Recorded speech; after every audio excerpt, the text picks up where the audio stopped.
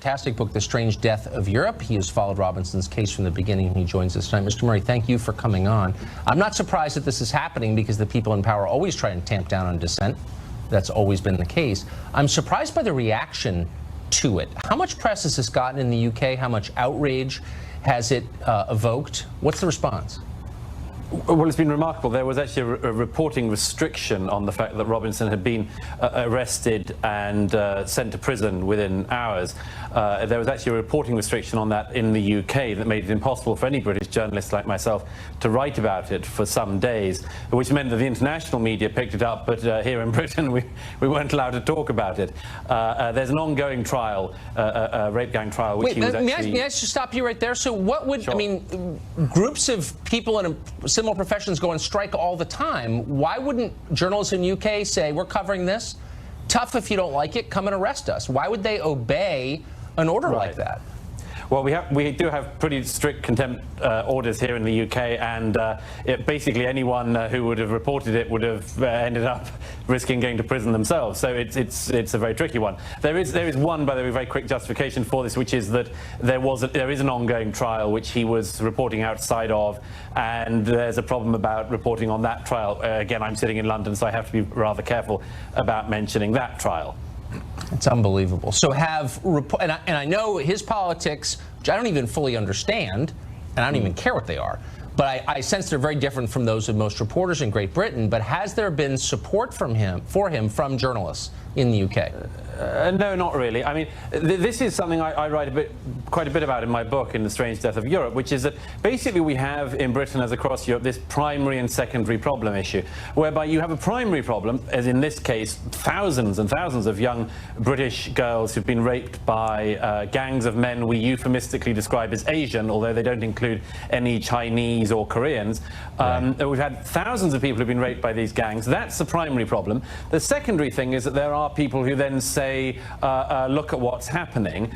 And actually, as I've said on this case, as with many others, the law and everything else comes down incredibly hard on the secondary thing, indeed sometimes harder than on the primary issue. I wrote about this, by the way, the other day at the Gayson Institute website. You can see the piece about, I said, let's just compare the treatment of Tommy Robinson, who's been, whether you agree with him or not, trying to draw attention to the rape gang stuff, and the one official from the county council in Oxfordshire who was in charge of child services when hundreds of girls in her area were raped and abused, and it turned out that the council knew about a whole load of it, and they just ignored the families. Now, Now Tommy Robinson is now in jail. That woman at the county council in Oxfordshire got a £250,000 payoff several years later to leave the council, and now, wait for it, is running the tourist agency Visit Oxfordshire. Your society really hates itself. When did that start? Well, my view is, you see, that this is all an expression of an incredibly wide societal cowardice, and it starts off in a country like Britain with kind of good manners. You know, we sort of want everyone to get along. We want to be nice to each other. We want to be nice to people who are incomers and so on. And then you discover terrible things that are going on, minorities within minorities, but nevertheless you discover things that are going on, and then you get to this really weird position that we're in at the moment. It's the position I describe as the one that says in multiculturalism, well, we've got a bit more gang rape than we used to, but then there's a wider range of cuisines, so it's who's to say? I recognize that. I wish we had more time. Mr. Murray, thank you. Great. So to give you some more, as they say, inside baseball on this story, because isn't just amazing, as Douglas Murray was talking there with Tucker Carlson, isn't it just amazing that he said he has to be very careful because he's in London as to how he's going to talk about this story? Because if he says something about it, he could be jailed because of the new laws that have been put in effect by the British government that literally are stifling free speech in many instances, that you cannot talk about a court case that's going on. Amazing, folks. And what he's talking about, these grooming gangs. And see, this is what happens. And when Douglas Murray is talking about this, is that, you know, we always heard about the British, right? The impeccable manners, the impeccable taste, right? Everything is so prim and proper, and it's done according to procedure. And, you know, and for most, like he talks about, Britishers, they don't want to be the people that rile things up. They just want to go about doing their business. They don't want to be looked upon as mean. They don't want to be looked upon as people that are not accepting of others. They don't want to be looked as intolerant. They don't want to be looked at that they're racist or bigots or that they're any type of a phobe or that they hate people. They just want to do their thing, folks, just like everybody else around the world.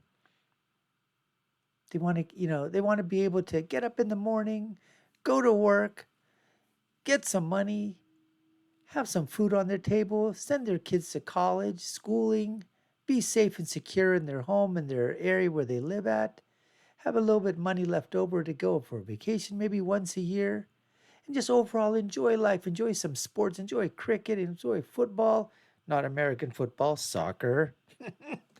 But the thing is, with these grooming gangs that they're talking about, they're labeling them as Asian. And as Douglas Murray pointed out, there's no Chinese, no Japanese, no Malaysian, no Korean, right? None of that. These grooming gangs are almost 99.99% from the Pakistani community out there. Perhaps maybe even within the Indian community, but predominantly with the Pakistani community. And as he said, we're not talking a few girls. We're not talking 10 or 20. We're not talking 50 or 60. We're not even talking 100 or a couple of hundred. We're talking thousands, thousands of girls. Go on the internet, Google it right now. You will see so many stories about this. But the authorities don't want to do anything. These are British-born girls. Ethnicity is Indian, ethnicity is Pakistani, but they're British-born girls. Brown skin, folks. And Douglas pointed out that when this happened within what? Something not similar to this, but that there was something happened where white girls in an area somehow, okay, were sexually abused. The person that was in charge of that to make sure that nothing was happening, and I don't know enough about the story to report on it, but I'm just paraphrasing what Douglas Murray was saying, is that nothing happened to her, the lady that was supposed to be making sure that these girls weren't taken advantage of, the stories that were being reported were not being taken sort of up the line or, up the chain of command, so to speak. And so what happened? A few years later, they said they bought her off. £250,000. This is roughly $250,000, $300,000. And now she's in charge of tourism of some entity to England. That's unbelievable. But Tommy Robinson, he comes out, and whether you like Tommy Robinson, you agree with his beliefs, you don't agree with his beliefs, political values, who cares about that? He's talking about basically saying exactly what I'm saying, because at least for right now, we still have some type of freedom of speech here, at least in the United States of America.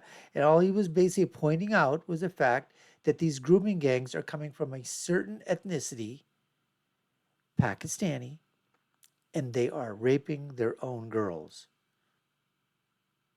That's what's happening.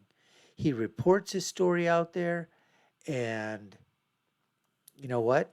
He's the one that is being put in jail. He's the one that has a gag order against him. And anybody else that will write about this story is probably going to go to jail. And some of them have. But this thing continues to happen. It's just like when the British Foreign Office finally made a division where they were going back to Pakistan to rescue British-born girls who at the age of 15, 16 started disappearing from schools because their parents or whatever was shipping them off to get married, back in Pakistan to who knows who.